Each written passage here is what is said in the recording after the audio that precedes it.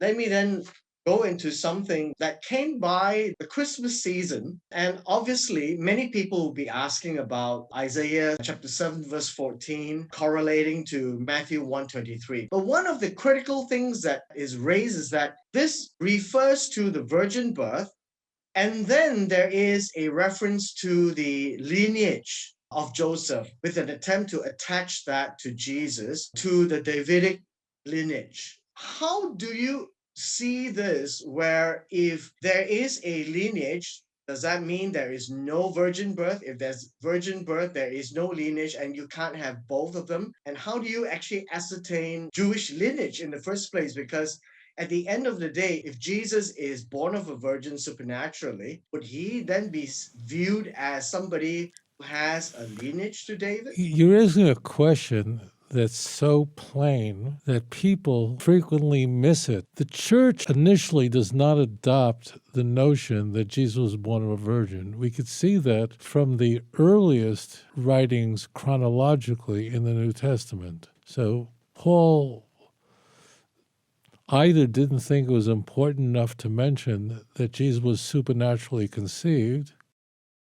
or really a lot more likely, he didn't know anything about a virgin birth. The earliest gospel, Mark, also doesn't mention a virgin birth, in truth, because neither the author of Mark nor Paul believed that Jesus was born of a virgin. We only have two books in the Christian Bible, written rather late in the first century, probably around 85, Matthew and Luke, that mention a virgin birth. And the virgin birth is necessary because as the Christian religion is moving into the Gentile arena even more and more, it adopts more and more ideas from the Greco-Roman world that surround it rather than any possible Jewish origin. When Matthew adopts the idea that Jesus was born to a virgin, and we have an infancy narrative in Matthew 1 and 2, what he does by claiming that Jesus was born to a virgin disqualifies him completely from being the Messiah. Because in order to be the Messiah, you have to come from the house of David. Your genealogy is identified by your father's house, Numbers chapter 1, really all over the place. That's why in the genealogy, it's men that matter, even in the genealogy found in both Matthew 1 and Luke 3. Your tribe identity is passed on in a patrilineal column. Mothers don't matter in this regard. So by claiming that Jesus lacked a human Jewish father, it raises staggering problems. Number one, he can't trace his genealogy back to King David.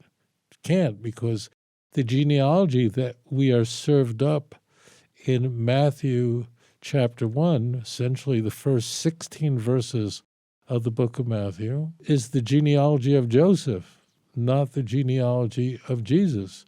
Because Jesus was born to a virgin, then Joseph wasn't his father and could not convey the Davidic house. So whatever you want to think of the genealogy we find in Matthew chapter 1, and it's very problematic for other reasons that are beyond the scope of your question. It's really problematic. It's been played with in ways that are very striking.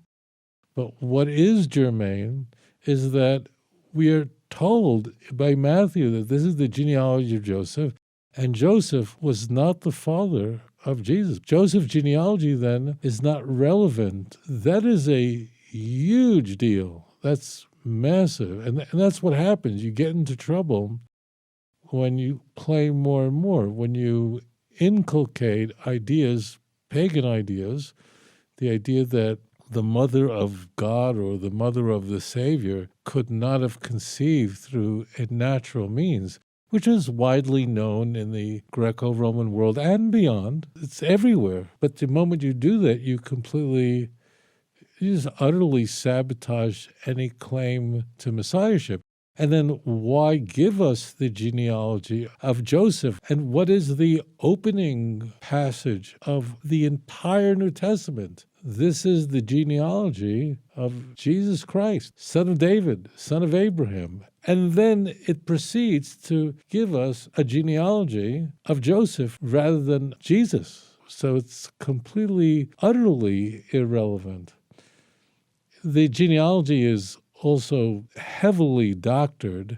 This is beyond the scope of your question, but it's heavily doctored, meaning names are extracted, are deleted, because the author of the book of Matthew, we don't know who wrote it, and if people say they know, they don't know, but whoever wrote it extracted a whole bunch of names so that you can have 3 sets of 14. I write about this in volume 2 of Let's Get Biblical. So therefore, the genealogy is irrelevant. There is no prophecy about the Messiah being born of a virgin. Isaiah chapter 7:14 was completely molested. I don't know of another way to say it. These are not mistakes. That's what I want people to understand. Matthew did not misconstrue what it says in Isaiah. These were deliberate shenanigans. That means the Hebrew text was altered. It's not just the word virgin isn't there. Rather, the word Alma is there. The articles were changed. The name of the person or people who are to call him Emmanuel all changed.